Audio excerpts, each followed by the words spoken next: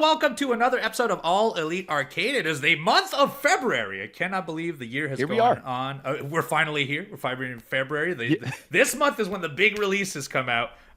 We were teasing it before, but we're just weeks away from Avowed, from that new Like a Dragon game, and a ton of other stuff. Yes. But in the meantime, I've been playing a ton of stuff. Chugs, I know you have been playing a ton of stuff as well. What have you been playing in the last week? Yes. So once again, got a ton of gaming in this week. So I think both of us have been on a little bit of a roll as far as getting to games so much, which has been awesome. Mine has been a lot more of exactly what I've been playing. Of course, again, I have my 5-game cycle that I talk about every week, but really, really good progress. I did start the Witcher 3 DLC, Hearts of Stone, which has been a blast. And it's just such a good reminder because I only played through the game one time. But the opening section of the Witcher 3 Hearts of Stone DLC is incredible. So much major stuff happens. Again, a bunch of challenging fights as well. Like the first major boss. Right off the bat in the Hearts of Stone DLC. I died a couple times before I got the hang of it. That boss fight almost felt like a Souls boss fight. I don't mean to bring up Souls again, but in the sense of literally I would do one hit with the sword and I'd have to dodge. One hit, dodge. And I got into this pattern where I kind of locked the boss into this attack where I knew I was going to be able to dodge it, but you have to dodge it perfectly. And then I do have one of the abilities that I used is I get 100% damage reduction if I dodge while an enemy is attacking. So that helps a ton when it comes to avoiding damage. But very much enjoying that. Again, I think the Witcher 3 DLCs are some of the highlights of the entire game. So very, very excited to continue through that. Of course, Paper Mario: The Thousand-Year Door, the job in this game is to collect 7 crystal stars. I just collected my 5th. Which is super fun. You're on like this tropical island. It's like a pirate theme. Really, really fun. Continuing to constantly get new partners and new characters who have all these different attacks. So I think it's been so much fun getting to play through this game because, again, with a turn-based RPG, you could have a totally different experience in the battles if I decided to primarily use a different partner. In this playthrough, lots of times when I do get a new character, I will use that new character up until I get another new one. But just really, really cool. Very cool puzzles. I've said it a million times. It makes almost every level, on top of it being like a visually stunning and different area, at least like as far as a turn-based mechanic, it changes the mechanic just slightly enough that you can keep going and not feel like it's monotonous and repetitive. Completely. And again, too, there's so many puzzles in the overworld or in the levels that you're going through. Like, for example, my newest partner that I got, his name is Bobbery, and he is a bomb with a mustache. He's the best and a pirate hat. He's incredible. But I love his mechanic of you can literally throw him and he explodes to like open up paths and things like that. And what I love so much about this is it's almost Metroidvania style where I immediately go, oh God, I can go back to this area and I saw a crack in that wall and I'll be able to explode it and go through there. So I'm really enjoying it. Again, the writing's amazing. This is your first time through it too, right? Yeah, this is my first playthrough of Thousand-Year Door. I just remembered the story. I can't wait to revisit this because there's a few moments that genuinely surprised me because I thought like, oh, this is the most fun, lighthearted game ever. But there is some emotional pull moments you're gonna get into at some point. Oh boy, am I gonna cry playing the Thousand-Year Door? Maybe. Oh shoot. Oh shoot. Wow. Okay. Yep. Even more excited to continue it now. Just a great game. I'm ashamed at myself for not playing it for so many years. But again, that is how it goes with our backlogs, you know. So jumping in as well to some more Dark Souls 2, Scholar of the First Sin. I started the first DLC, the Sunken Crown DLC. It was maybe I just streamed this yesterday. I did about 4 hours of Dark Souls 2 Scholar of the First Sin, the Sunken Crown DLC. Maybe the most stressful stream I have ever had when it comes to Souls games. Really? Seriously. Oh my God. So, okay. These areas are so difficult, so much more difficult than the base game. Already it's incredibly challenging. And in Dark Souls 2 as well, in addition to the play style being a little bit different with the iframes and the dodging and things like that, in addition to that, there are just so many enemies. Like where if you go into a room, there's 8 enemies. You can't just run and fight them. So I went and got I did some recon, Uno, and I got myself a Dragon Rider bow where I had to trade in a boss soul to get this really, really good bow. So I'll pick off a few of the enemies before I go in there and attack. I'm like, okay, I can take 2 at one time, but the other 6, I'm just back there using my bow. I bought 300 arrows, just really trying to take my time. But the most stressful part about this is the bonfires are so hidden in this DLC. Where the starting area, I got this bonfire. Uno, I had been playing for maybe 45 minutes to an hour. I had no heals and no bonfire in sight. Jesus. No bonfire in sight. Then I get to a point where there's this giant fog wall, and I have no choice. There's a bunch of enemies behind me, and I'm thinking I'm going to go through into a boss arena. I go out, and it's not a boss arena. I'm so relieved, but I'm looking around. I don't see a bonfire anywhere. What I do see is 8 giant dinosaurs that are spitting dark magic at me. So I'm running for my life off in the distance, Uno. I see a bonfire. I'm running. If anybody who's watching the video right now, you're seeing it. I'm running for my life. I'm running. I see it off in the distance. I run. I sit down at the bonfire as this dinosaur is has his jaws open like he's about to eat me, and I just got it. So the most hyped I've ever been to get a bonfire. Then later on, I did end up first trying this really, really cool boss as well, so I was pumped about that. But again, the DLC is fantastic. It's probably my favorite part of the game. And yeah, it's very, very hard, very, very difficult. Obviously, as well, continuing Prince of Persia: The Lost Crown and Silent Hill 2, but mostly this week it was those 3 games. I believe we talked about those 2 last week. But also in my downtime, continued a little bit more of the Call of Duty Black Ops 6 campaign. In addition to the 5-game cycle I have on stream, I have my own personal 5-game cycle. How's that first person mode going? Call of Duty Black. It's going good. It's going good. Call of Duty Black Ops 6 campaign is great. I'm still very early in the game. I finished, I think the second mission in the game called it Blood Feud, which it's so cinematic. I love about this campaign. You have so many different options. I could have either gone through the front door or I could have snuck back through the kitchen. And I'm normally not a stealth guy, but I said, you know what? I'm going to go through the kitchen. And then there's a point where you encounter this boss and there's this slow-mo shooting that you have to do to take everyone out. And the ending is the big bad is trying to get away, but you're shooting the car and the car flips and explodes and the guy's crawling out of the car and you're standing over top of him. It's a movie. It is so good, so fun to play.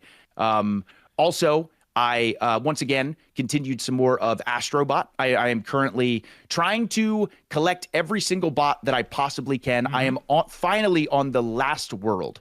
I'm on the last world of the game, so I'm definitely on the tail end of beating it. And just once again, every single level has just blown me away. It's such a fun game for all ages, literally. But really enjoying that. And then just before you go, I was surprisingly I jumped into Astrobot this week as well because so you're at the very last level now, and post release they had added a speedrunning mode that has it has a whole other planet they're gonna add after you beat this first one, and they're mostly speed run levels. You have to beat it within a certain time to get whatever characters are in it. But one thing that I never saw an announcement for is they added an entire Christmas world with a bunch of skins and a bunch of unlocks that I had no idea came out. I just played that this week, so get excited. You're gonna get a bunch of very interesting outfits after this. That's awesome. It sounds like I have a bunch of Astro Bot to go, which I love. Yes. I don't want the game to end. I'm absolutely loving it. And then just 2 more games is I put about 2 or 3 hours into Star Wars Outlaws on my PC. And I will say, the more that this game opens up, the more I'm enjoying it. I've enjoyed it from the very beginning. I think the world feels very alive. It absolutely feels like you're in a Star Wars universe, which I love. But I finally got to a point where I was able to get in my ship and fly through space. I had no idea there was space combat. I was like, oh my God, it's amazing, Uno. There's debris everywhere. It looks gorgeous. I ended up landing on an Imperial ship and trying to sneak through to delete some information for one rival group against another one. The game is just really, really opening up and becoming, again, it looks gorgeous. It plays great. And I love the mechanic of you having a different experience based on who you align yourself with. I'm currently with Crimson Dawn, who I don't totally trust, but that's currently who I'm working with. So that's been a blast. And then last but not least, because I know this would be a great segue for you to jump in as well, Uno, we got some new packs. Oh my God, we got some new ever? Pokemon packs, dude. Did we ever? So I've been opening these new packs, which has been very exciting. Got some really, really good cards right off the bat, but I'm still not done completing the packs, like the Mewtwo, Charizard, Pikachu pack, the Mew pack. So there's a part of me that wants to go and try to collect all of those, but I'm all excited getting all these new cards. Okay. I think I mentioned to you that I'm battling now, and I'm starting to get the hang of it, which I really enjoy. But man, and I also love that there's a trading feature. So maybe at some point, Uno, we could do some trades. We should. Okay, We should. so I know you're real excited, but I have bad news. You can't open the Charizard packs anymore. You can't open Pikachu packs anymore. No, I do have good Uno. I thought the exact same thing. Yeah? You can. How do you do it? It is here. Okay, I'm going to quickly open it up while we talk about it. But again, yes, please. Like you had mentioned, Uno, I was so worried. I'm like, oh my God, I'm not going to be able to open these packs. I haven't completed the deck. They can't do this to me. Yes. It was driving my gamer brain insane. But I'm going to open it up here. So when you click on one of these packs, like say the Mew pack, for example. Yes, sir. When you click on that, down in the bottom right, it says select other booster packs. And you click that.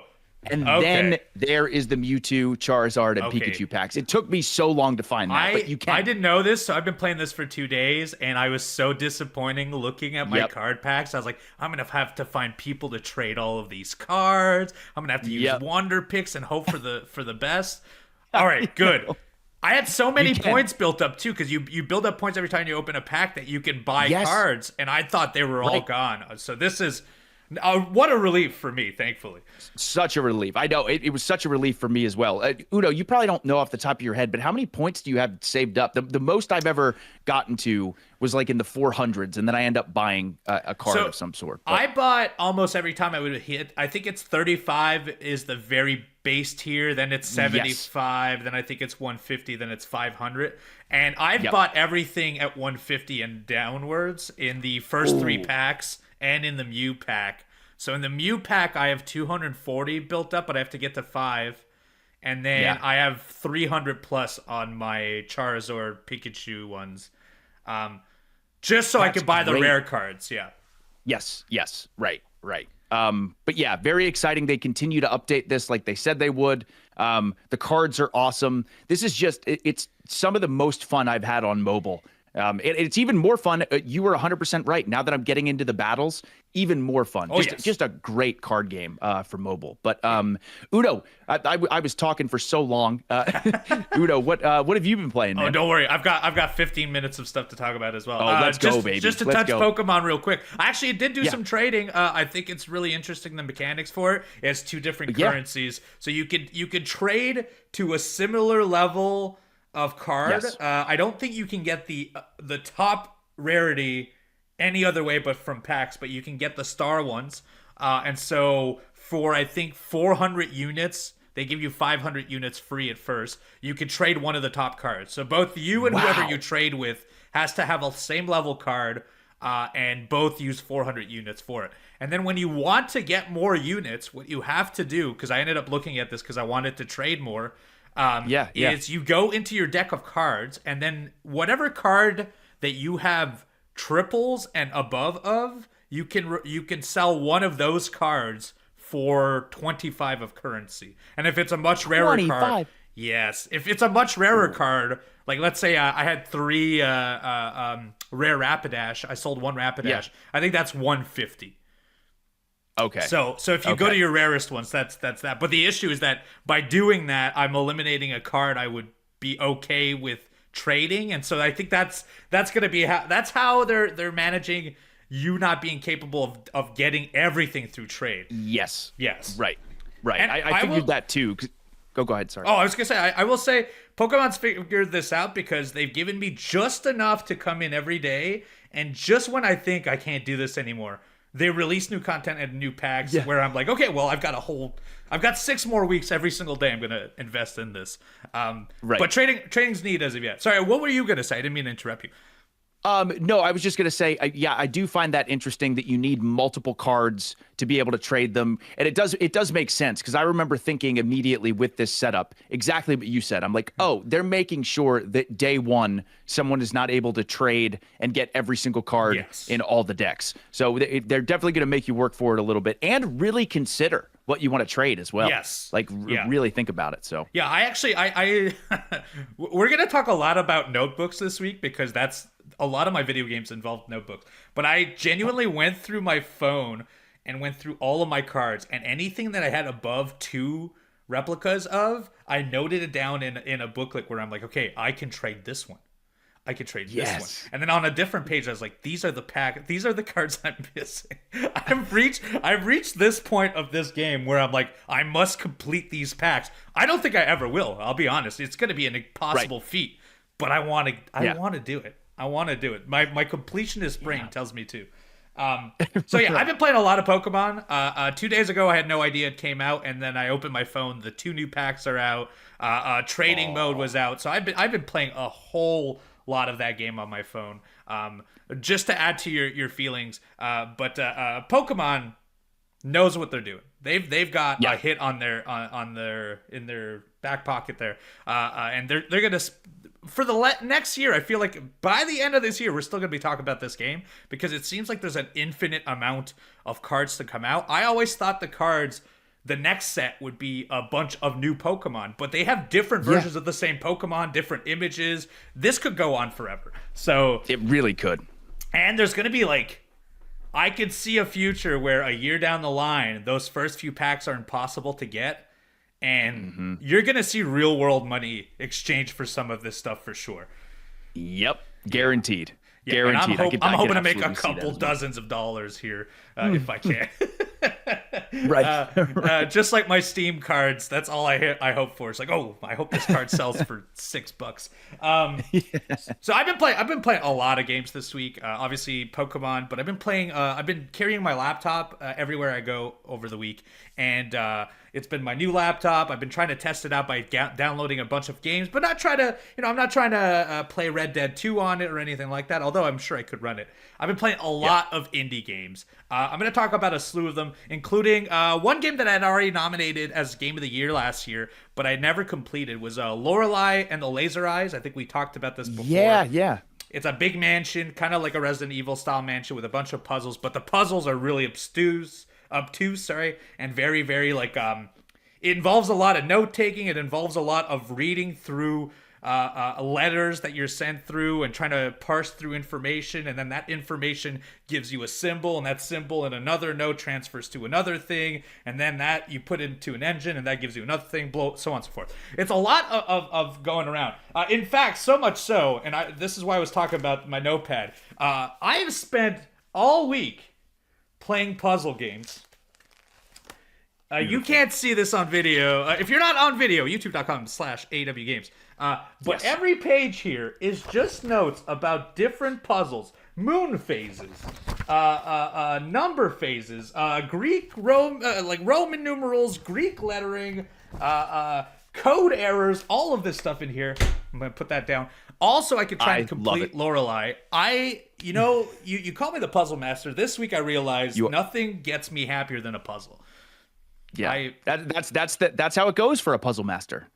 Puzzles make them happy, and you are indeed a puzzle master. Do they ever?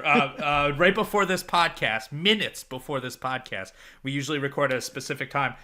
Minutes before, I was still playing Lorelei. I was like, I can get one more in. I am, I think, maybe 3 puzzles away from completing it, which is does not seem like a huge feat, but last year, I got to 45% of completion, and I was so stumped that I felt like I can't complete this game. It's too hard. So this week, I re-downloaded it, started from scratch, because my brain tells me otherwise I wouldn't understand my notes. And I'm now at 97%. I'm so damn close. Yes. If you love puzzles, there are so many damn puzzles in this Lorelei game. Go out of your way. There's deductive puzzles. There's number puzzles. There's wordplay puzzles. There's maneuvering with different symbols. If you like the zodiacs and you like symbology and iconography, there's a ton of that stuff in there. Super baffled by what's in there, and I can't believe. I was looking at the achievements because I'm trying to get those as well, because that's how my brain does it. It's got to achieve everything in a game humanly possible. Right. Of the people that purchased it on Steam, 20% of people completed it entirely, which is, I would love to see his statistics on game as a whole, but that seems fairly high. I feel like most people buy games but don't necessarily finish them. Right. I thought the same thing. 20% is very high. Very high. Especially for something like this. Like, this is a very, very difficult one. So anyways, played a lot of Lorelei. Incredible game. I will be finishing it. I don't think I'll give you any final thoughts next week unless for some reason a giant puzzle opens and blows my mind. But it's been an incredible time. Anytime I have a game that I have to take physical notes of, it makes me incredibly happy. Which then leads me to my next game. That just came out last week. It's called The Roottrees Are Dead, and The Roottrees Are Dead is a investigative deduction game. And what it is you are introduced to a slew of newspaper and a computer, and you know that in the previous day a plane crash happened, and unfortunately a family is deceased. And you have to identify everyone based off the information on the computer and what you find on their internet, in Nixon style brackets here. So at first it starts like that. You identify these 5 characters, and then they open up the genealogy, and you have to find all 50 plus members of their family and who they're married to, what their occupations are. I think there's another thing. Oh, their name, their photo as well. So you have to figure out exactly who they are, their photo, and their occupation. And essentially, it's kind of like a Return of Obra Dinn, where in Return of Obra Dinn, you would take a picture, you would go through a scene, you would find a picture of a person, you would hear their language, and you'd be like, okay, so they're from Ireland because of the accent, or because of what they're saying, they're implying their first captain, or they're a second to a captain, and so on, and you would fill up this whole list. Same thing in this one. You get 3 right, and then it will tell you, okay, you can't force it. You need to get 3 completely correct for them to confirm they're correct. So you can't just force each one, like roll through every image and roll through every name. It will not help.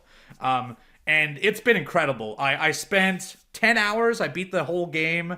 What I thought was the whole game, actually. Got all 50 people. Another one where I took a bunch of notes in my book. Incredible game. And then it unlocked another 50 to find. Supplementary. Wow. So now, by next week, I'll probably jump into that. I ended up taking a break because I was like, oh my God, I feel like I've completed something. I don't know if I'm really tackle a whole other one like this. But incredible game called The Roottrees Are Dead. If you haven't, it used to be a free game on itch.io, and then they redid all of the art. They added an extra mode. They cleaned it all up, and they released it on Steam. It has just come out. Incredible experience. Awesome. Right now, my game of the year. So heads up. Wow. Yeah. Okay. Yeah. I mean, it's early. Okay. It's early, but that's early contender. Early contender. It might make that list of 10 by the end of the year. Very excited. Other than that, I also played MiSide, which is a... Did you ever play Doki Doki Literature Club? I know all about it, but I have not played it before. But I've heard about this infamous game quite a bit. So Doki Doki Literature Club is like a dating sim, but what it takes the tropes of dating sims, and then it slowly unravels into essentially a fourth wall breaking horror game. And so I'm playing MiSide, which is another one that just came out recently. And what this one is you start as a character who's playing on their phone, one of those games where you just like walk in a house and you do little like chores, kind of like an Animal Crossing, but it has a titular character called Mita. And that's the beginning of the game. Over time, what happens is that Mita becomes more and more of a normal person, and she makes a device to integrate integrate you into the video game. And then it becomes less of a video game and more of like this weird fourth wall breaking. I'm in a video game. I'm a human being, but am I also a person playing a video game of a human being playing this? And it becomes like a very, very cool horror game. And that's not much of a spoiler. That is what is displayed at the very like initial 45 minutes of this game. Sure. And how they've advertised it. I've not completed it. I will complete it this week, but it's been very, very interesting. If you're into horror games, especially like a Doki Doki Literature Club where they subvert your expectations and go into a different direction. This is what I've been into, and it's been a hell of a time for sure. And then finally, I ended up playing and finishing Proverbs, which was that giant puzzle with all the numbers I talked about. There's nothing to add here. It taught me a lot of old Dutch 1700 proverbs, but otherwise, very fun if you're into like those mosaic style number puzzles or Minecraft or Picross, but it's been very, very, very fun. And then finally, just to cap it all off, I have been playing Fortnite still. I'm still trying to become Godzilla every run. It has not happened, but I have killed Godzilla, so I have one little badge on my chest for this one. Hey, Uno, that's almost more impressive. I think that's almost more impressive. I believe so. I'd be proud of that one. Yeah. But that's it. So in the next coming weeks, I think I'm going to be playing a lot of more detective-style puzzle games. So you're going to see a lot more of my booklets. And if you're interested, I've also been back on Twitch, twitch.tv/eviluno, twitch.tv/thechugs. If you want to watch the Chugs, we've been playing stuff all week long. Do check us out. And usually what's great is I play, and then almost simultaneous, right after I'm done, there's the Chugs to start off. You can get a whole day's worth of streaming if you want to watch us, almost every single day. Chugs, anything else you want to talk about before we head into our news? Just real quick, because this popped into my mind. I did forget, and I'll be very, very quick, but I did continue Pokemon Scarlet on the road as well. When we were talking about Pokemon, it came back to me. That's the big open world game one. Yes. And all I wanted to mention is there's a bunch of main stuff to do. Of course, there's the classic fight the different gyms or go to the different gyms. I've only done 2 gyms, and I've put quite a lot of time into this game. The open world is so fun to explore. That's all I really want to mention. It's just, again, the amount of battles, the amount of cool items you can collect, the amount of secrets and rare Pokemon you can find. The open world really, really is a good time where I've spent so much time, almost to the point where maybe I'm a little too powered up right now. But man, again, I hadn't played Pokemon Scarlet for quite some time, so I was excited to jump into it after Pokemon trading card game. And it's great. It's really, really awesome. Very fun open world if you're looking for a fun open world Pokemon game. I've yet to play it, and that's always been what I've wanted as a kid, was that big open world Pokemon game. We finally got it, and somehow I still haven't put time into it. So who knows? Maybe in the coming weeks I'll dabble in that as well. Maybe I'll do the opposite. Maybe Scarlet. What's the Ruby? Is the other one? Violet. Violet. Okay. And maybe I'll do that. We'll see. Yeah. You should.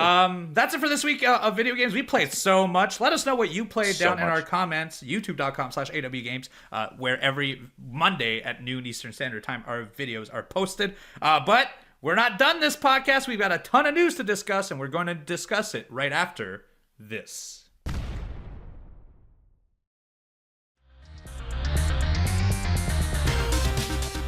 Hello and welcome back. It is time for your news of the week. Last week of January, first week of February. But before that, would you like to become an AW Insider? Well, get early access to tickets, pre-sales, special merchandise offers, and more straight to your inbox. All you got to do is sign up today at awtix.com. We've got news this week, but not nearly as big as the last few weeks. You know, we discussed the Switch 2 release and so on, but there is some stuff, including... We have some Game Pass information. It seems that records now show that post Indiana Jones and Call of Duty, Xbox Game Pass has had some growth, but hardware sales have dropped, which, before we get into the details, not entirely surprising. Right. But according to this, Indiana Jones The Great Circle has reached 4 million players. Despite it being available on Game Pass, it is a big number considering the uncertainty around a modern AAA Indiana Jones game, which to me is baffling, but also I'm in the generation Yeah, who was raised with Indiana Jones. It's a different thing. exactly. The last quarter, PC Game Pass grew by 30%, which is a new revenue record for them. The cloud gaming, which they have cloud gaming within Xbox Game Pass, is exclusive to it as well. Had 140 million hours of streamed gameplay in the quarter, which seems insane, but also considering how many people play video games, not entirely. Sure. Xbox content and services revenue grew by 2%, showing that Game Pass continues to drive engagement. So the overall revenue has gone up by 7%, but hardware revenue, unfortunately, declined by 29%, which not entirely surprising. One, they're investing so much more in Game Pass. Eventually, people are going to jump to it. They've been investing in their PC releases a lot, which just tells people like, hey, you can play these on PC. Why get a hardware? And we're towards now that we know there's a Switch 2 coming out, now that we know that there's a rumored PS6 coming out, we're heading towards the last few years of this game cycle without a major lowering of the prices of these consoles. And I feel like the sales of hardwares are slowly going to peter off until either that Series S and X reduces in price, or they make a tier, like a second generation of this generation, which I don't see Xbox making at all, to be honest. Yeah, I don't either. I think Phil Spencer has said, I don't want to say this as an exact quote, but I'm 99% sure he did say that Microsoft is not interested in doing a mid-generation console for the Series X or the Series S. I know clearly they're very excited and focused on this new handheld that they're working on, apparently. But I think, again, with Game Pass being the primary objective of what Xbox and Microsoft seems to be focused on, especially with this everything is an Xbox campaign they've had going on, this does make sense. Obviously, I want Xbox to do well, and I'm very excited for whatever they have planned for the next generation, whether that is a home console or whether it's a handheld console or maybe it's both. But Game Pass clearly is what they put their heart and soul into, and it is paying off, which is great. I mean, it's an amazing deal. I mean, they did have insane releases. Indiana Jones came out, Microsoft Flight Simulator, which might not seem like the biggest thing, but there's nothing like that anywhere else. This is kind of the only place you can play a flight simulator of that value. And then Indiana Jones also came out. I'd be curious, Chugs, I'm also going to answer this, but do you think we're going to continue to this trend? Do you think Game Pass will continue to grow in the coming years? You know, this year we have Avowed, we have the rumored Fable game. We're due to at least have another Call of Duty in the next couple of years. That's kind of the cycle. Do you think Gears of War? Gears of War? Do you think this is the cap of where we're at, or do you think it will continually to incrementally grow over the next year? No, I absolutely think that Game Pass is going to continue to grow. Again, as long as they keep releasing these blockbuster titles. Again, Game Pass right now has never been more appealing. Between, like you said, the new Call of Duty Black Ops 6, I have Game Pass, so I can play that. Because I have Game Pass. Like you said, Stalker 2, Indiana Jones, super pumped for Avowed. And also the list of games that Microsoft releases on Game Pass, very rarely do they remove major titles. So many times those games just stay there, especially the first party Xbox titles. And I think as Xbox continues to push this, everything is an Xbox, you're going to find Game Pass on more and more screens in so many different capacities. So again, I think the big thing, and I think this has always been the case, whether it's for Xbox, for PlayStation, for Switch, as long as the game library continues to be strong, Game Pass will continue to grow, in my opinion. I agree too. I think the trajectory is a good one, and I think especially, right now, especially we just saw the analytics on cloud gaming. I think we're not that far from a future where cloud gaming is so clean and perfect. Maybe you get a built-in app into your televisions from now on. And so imagine not having to own a console or a PC and just being capable of owning your TV. And Xbox is one of those, it'll be a Netflix, it'll be a Hulu, it'll be a Amazon Prime. It'll be one of those apps that you could just load up knowing that you could just connect to any game on cloud gaming. And since they've been investing so much into their cloud hardware, I could foresee a few years down the line that it is clean enough that you won't need a hardware device, which will definitely tank their sales of hardwares. But I think you'll see the Game Pass subscriptions skyrocket, because then you're going to get people who aren't aware of consoles, who are just capable of getting, for if $1 is all it costs to have that 1 month subscription for the first month, you're going to see a ton of people try it on their televisions, try it on their other devices, on their phones, And so I'm very excited to see where Microsoft heads, because I could see a future. Obviously, they have the games for it to incrementally grow, but I feel like cloud gaming at some point is going to turn a corner and end up being a large reason as to why Game Pass has so much growth. Yeah, and you're 100% right as far as cloud gaming goes and that type of service. Xbox clearly has put the most attention into that future with cloud gaming. So it'll be really interesting to see. Like you said, they absolutely have put so much effort into this, and I think it will continue to grow, like we said. I'm very fascinated to see how the big three end up putting their cards in the next console. So right. Here's some more news. If you didn't know, Dragon Age just recently came out. I believe that was a Dragon Age the Veilguard, and came out, unfortunately, to not bad reviews, but unfortunately bad sales. Not nearly as much revenue was made out of it that they anticipated, which has led EA and by default the developer Bioware to slash part of the team, which is never great news. We never want to hear of people being fired in the industry.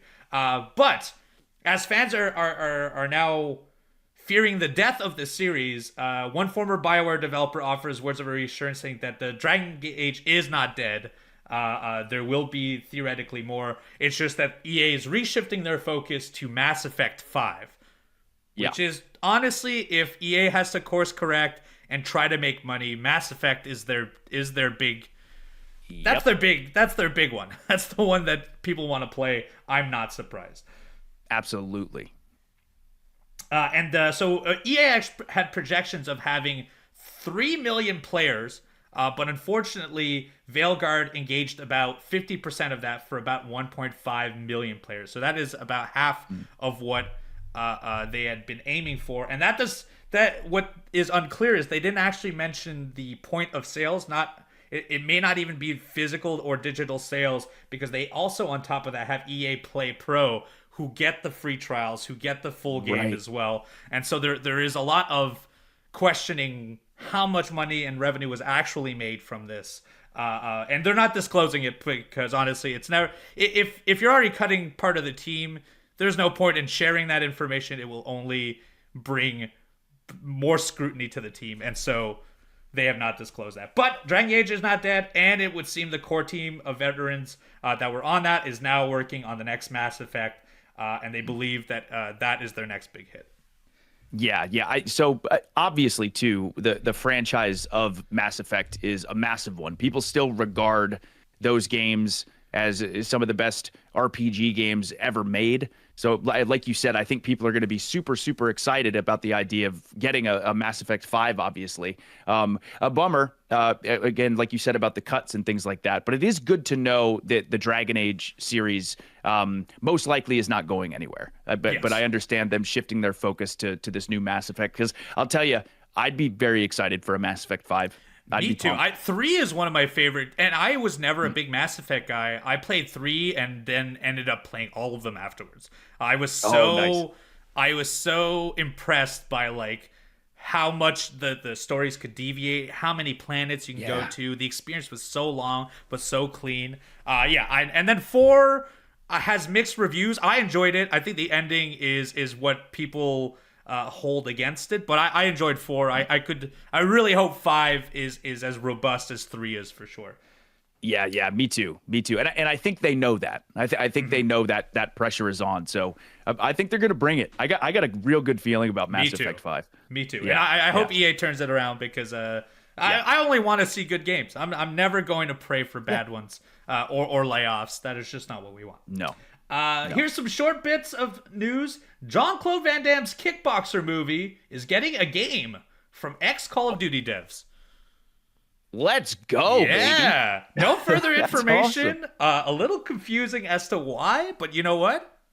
It's got my attention. I'm going to try it out for sure. I'm all for it. Yeah, I'm all for it. This one's for you. Resident Evil movie reboot coming from the director of a recent horror hit. Yes. I'm not surprised. This is about time they did a remake because it's been far enough since their last release. They did so many of them.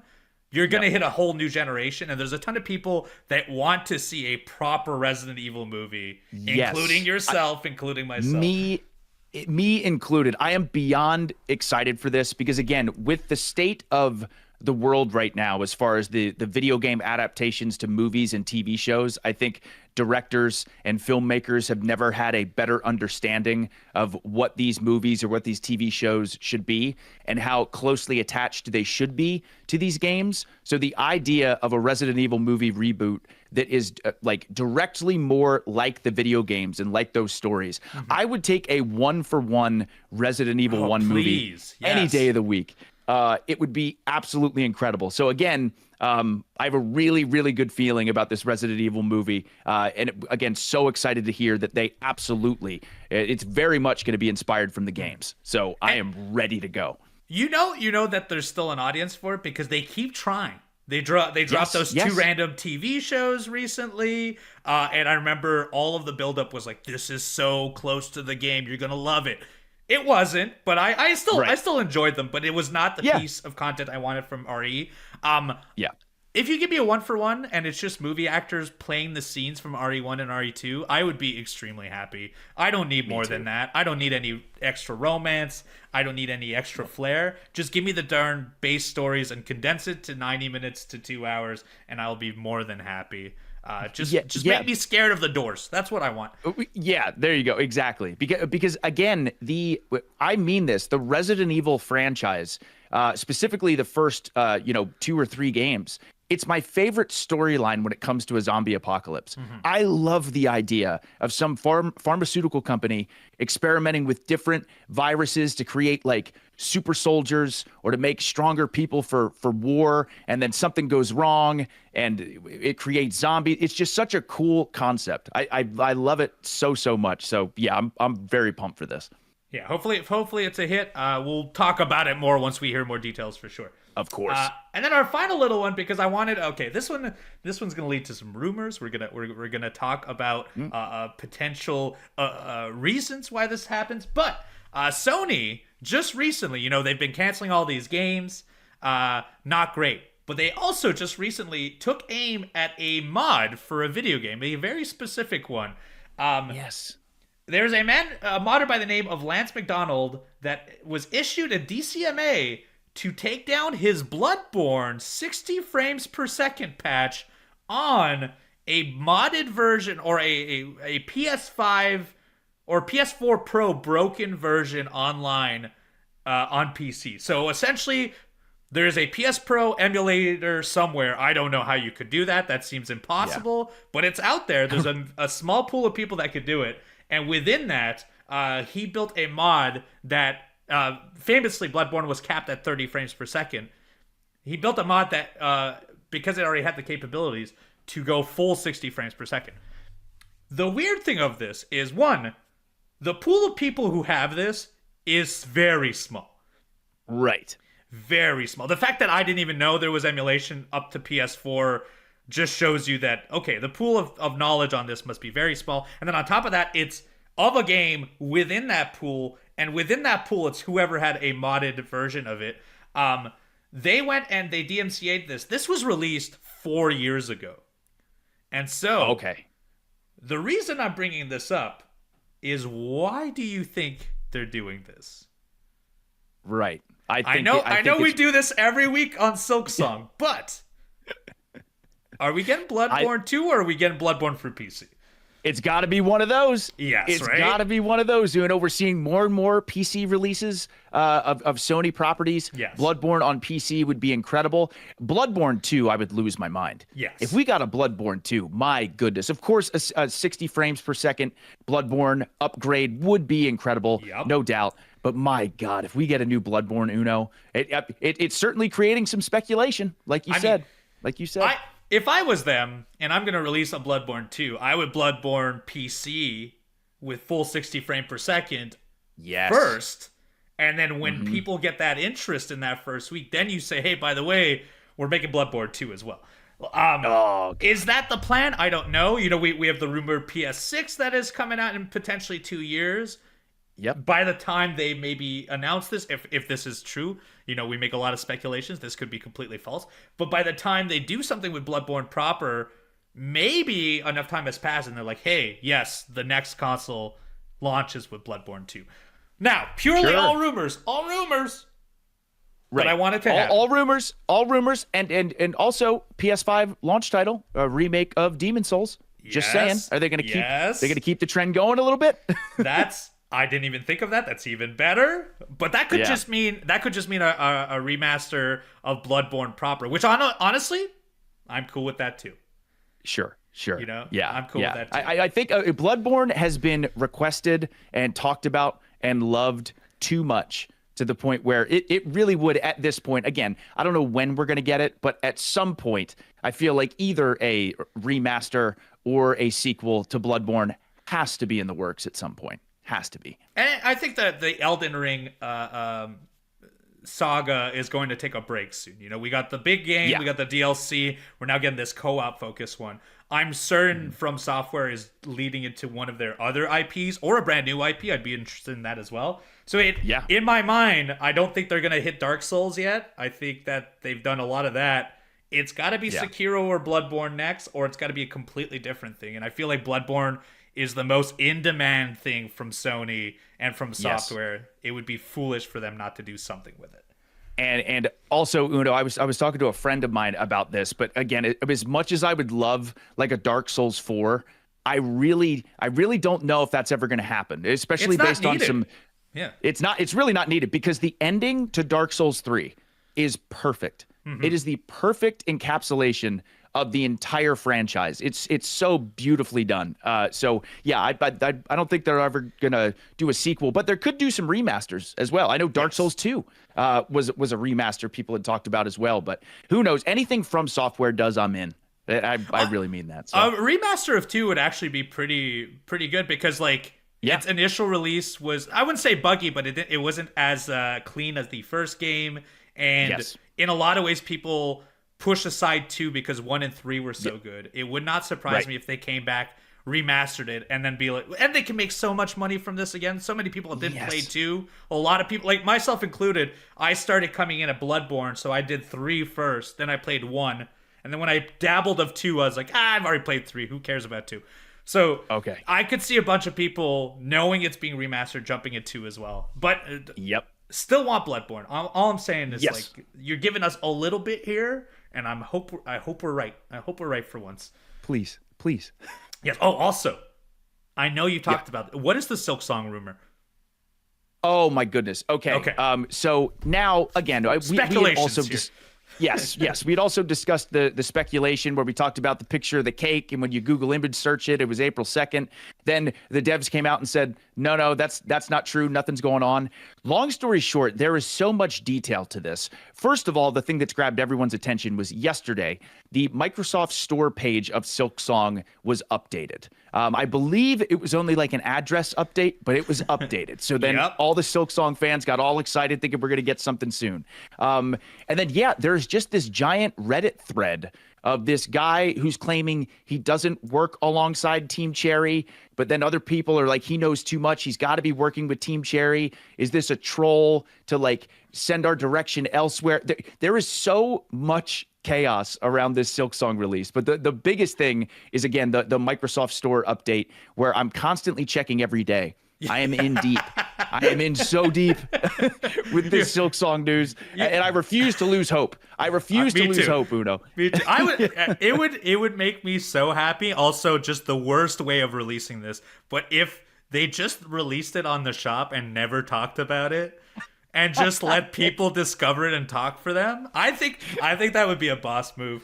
But I also feel like that's the stupidest way of releasing a game possible. But yeah, I feel, look, I know we're speculating. I know we talk about this alone. But if this year can be the year of a Bloodborne and of a Silksong, 2025 would be incredible. It'll go down year. in history. Go down in history. Yeah, the greatest year ever. I'm going to make a statement right now, a very strong prediction. Yeah. Again, total shot in the dark. I think we are going to get Silksong this year. Okay, I'm going to make a bold prediction. I'm saying we're getting Bloodborne on PC this year. Let's go. 2025, greatest year ever. Greatest year ever. All right, that's enough speculating from us. It's going to be time for our favorite segment, but it happens right after this.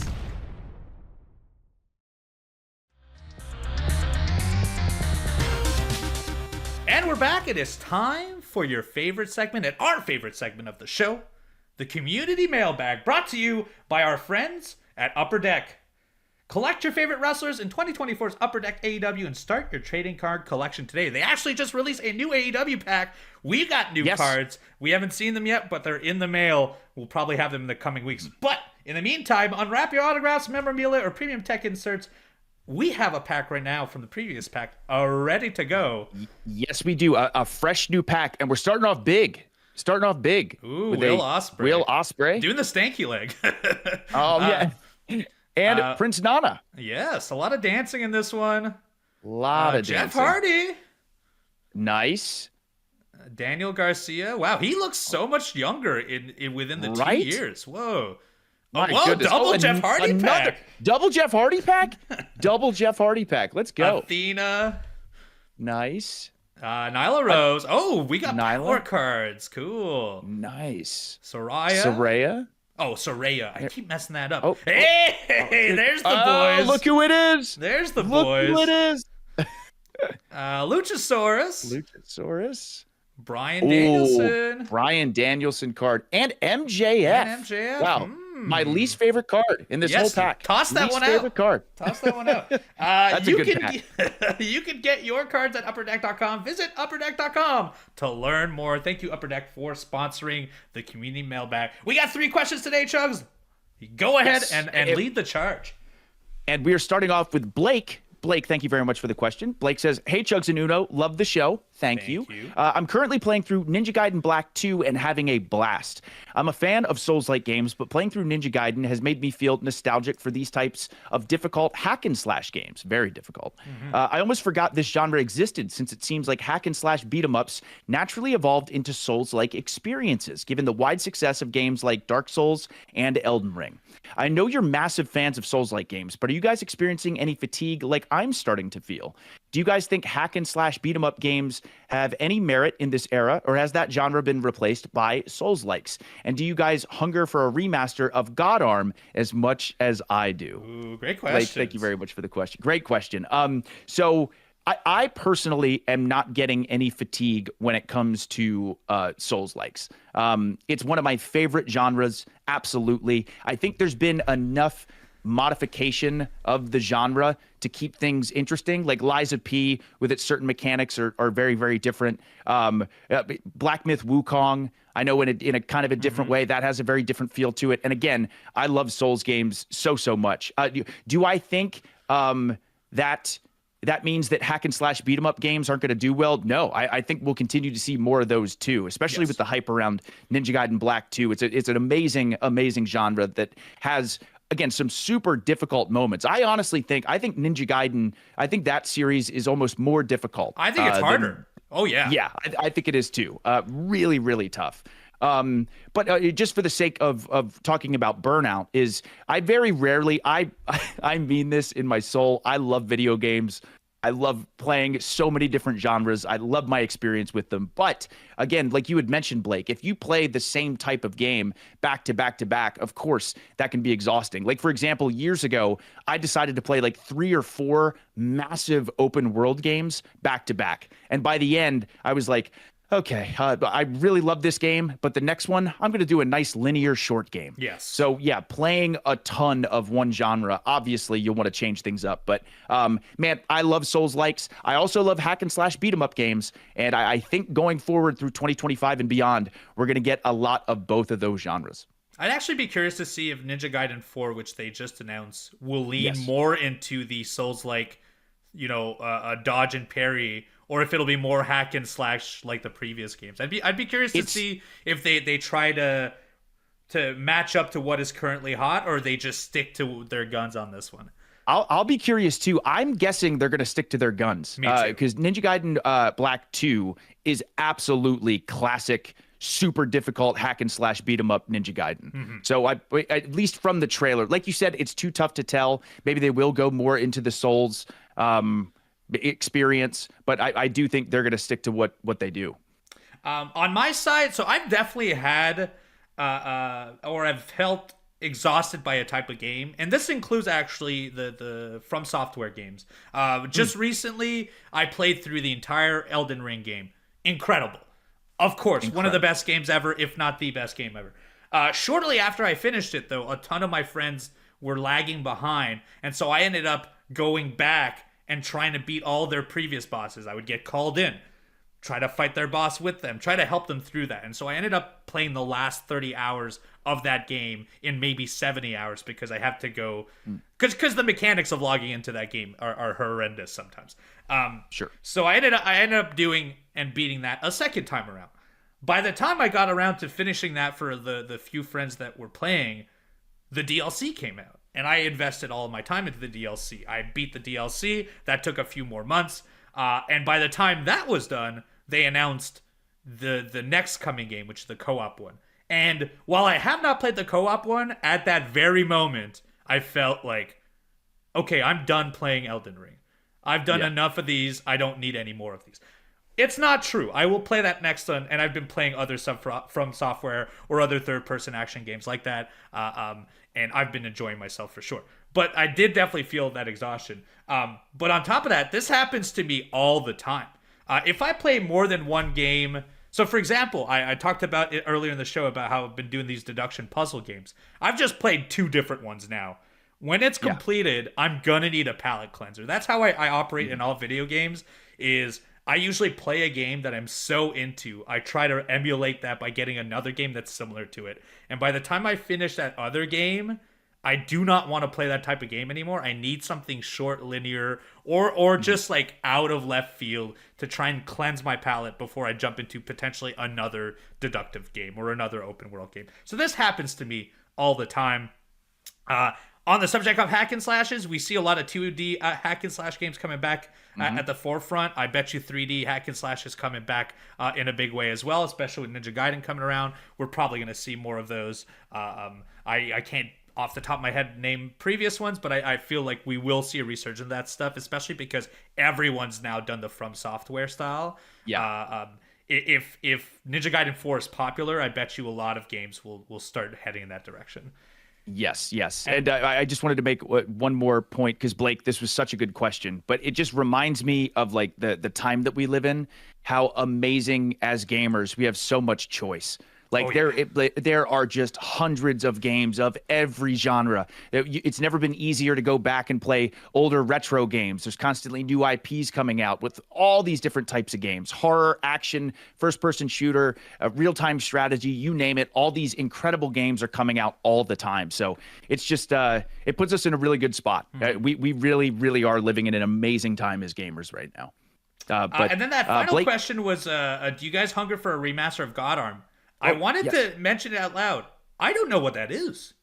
I also, if I'm being honest, do not know what God Arm is, and I'm ashamed. Video footage right now. It's going in my notebook. What is God Arm? God Arm question mark. I gotta look this up. After we're done. Blake, thank you so much for the question, and I will we'll look into God Arm, because if it's in the same vein of what you're talking about, maybe it's something we're into. I was gonna say, yeah, definitely.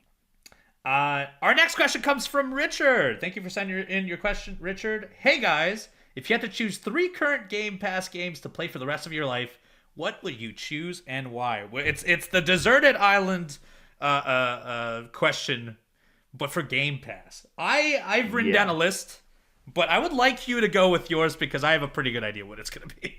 Okay. Yeah, so again, I've mentioned that I love all different genres, all different types of games. It's amazing that Game Pass has so many different options. But anyone who knows me knows I am a massive, massive Halo fan.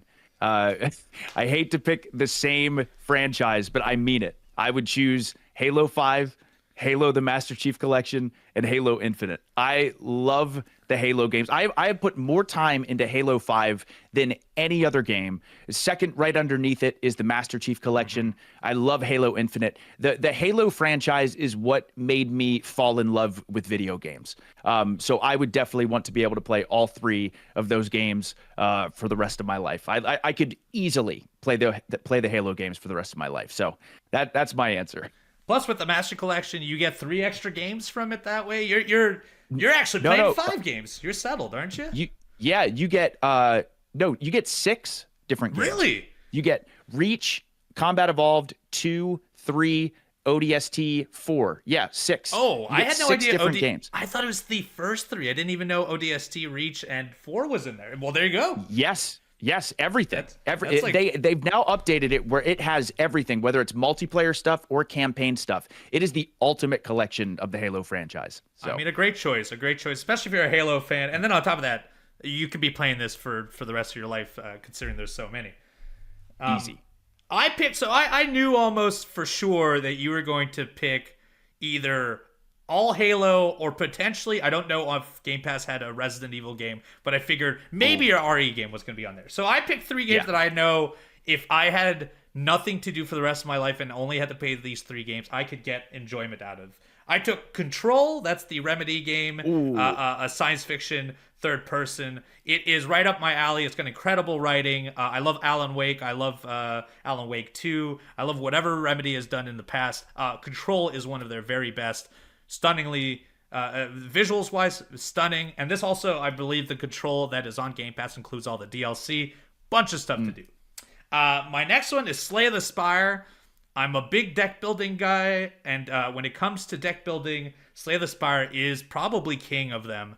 I've played maybe 150 hours of that game alone, and so I could see myself play another however many, I don't know how many years I have left to live, because we're talking about this in a situation where it's for the rest of my life, but I could play that game for the rest of my life. And then finally, we talked about it earlier, I've only dabbled in this, but I thought, like, if I had to choose something to play for the rest of my life, I would play Flight Simulator. And the reason why is I could be visiting all kinds of places. I could be learning a new skill. If I get like an actual like flight steering wheel and all that, maybe I can fly planes someday. And it's unique to the Game Pass. Microsoft Flight Simulator. That's probably what I would get.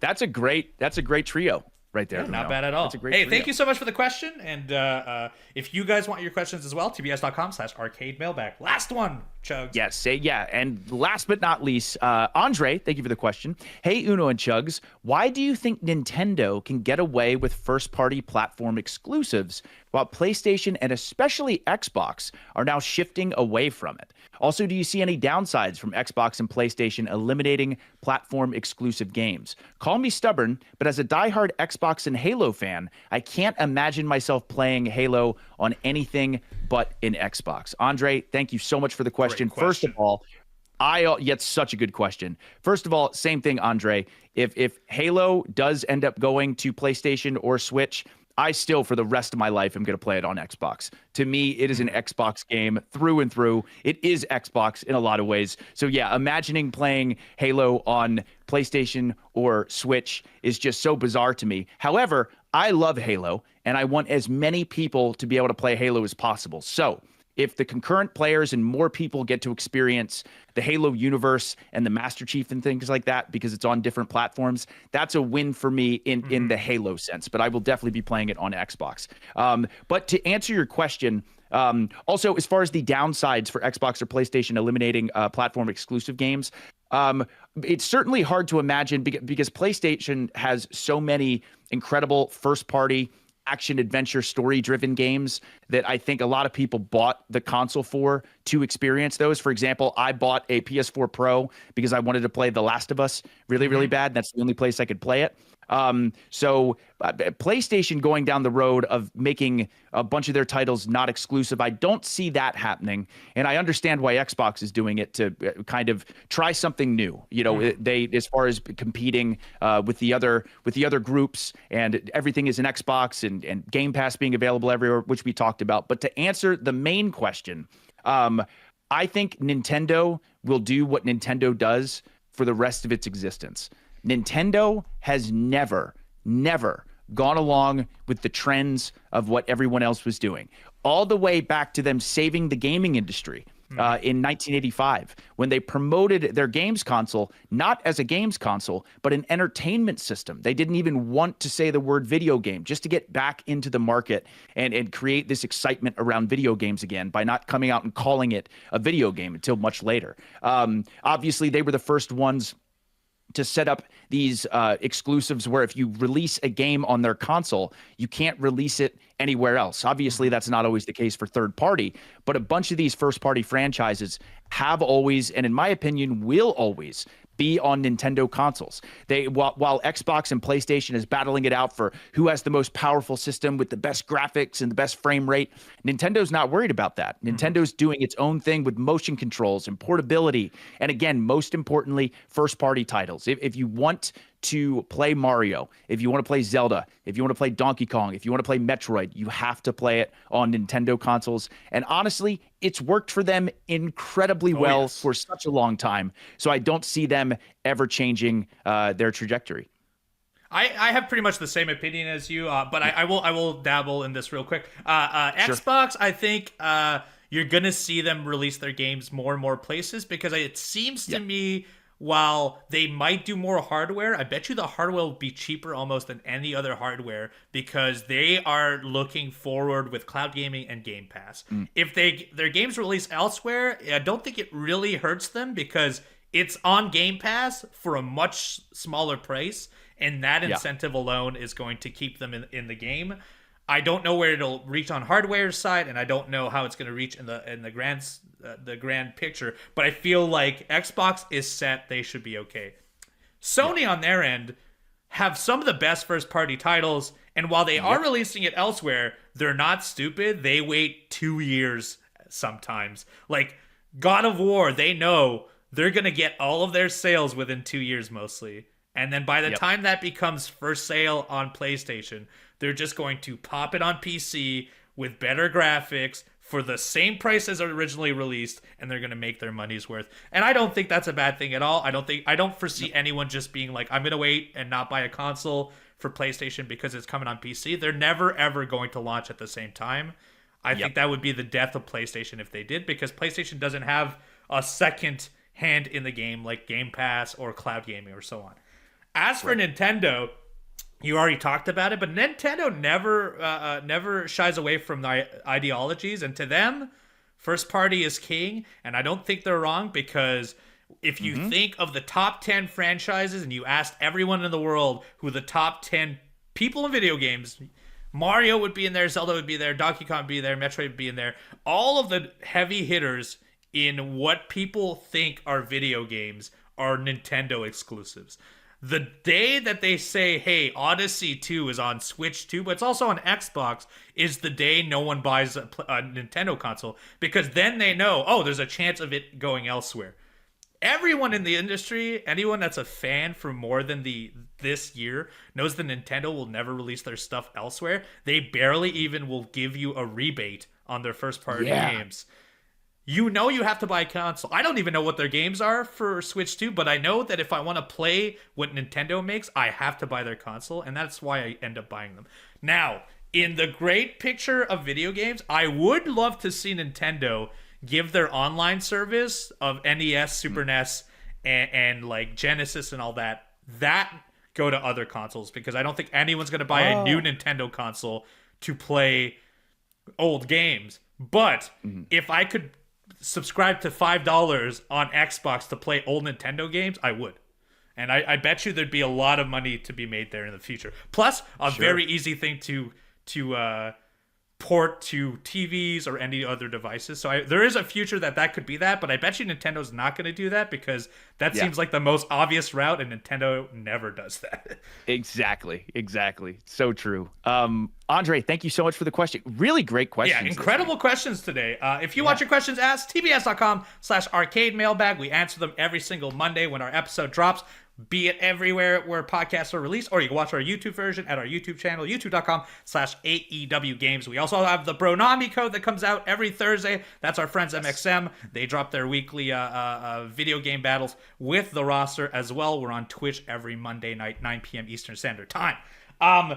Chugs, both you and I have been on Twitch a whole lot. Where can we find you, Chugs?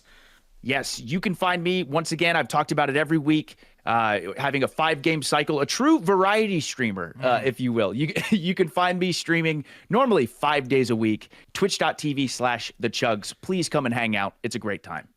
You can find Evil Uno on Twitch now. He's back. I know I've been saying I would come back every single week. Well, I've done 4 streams this week.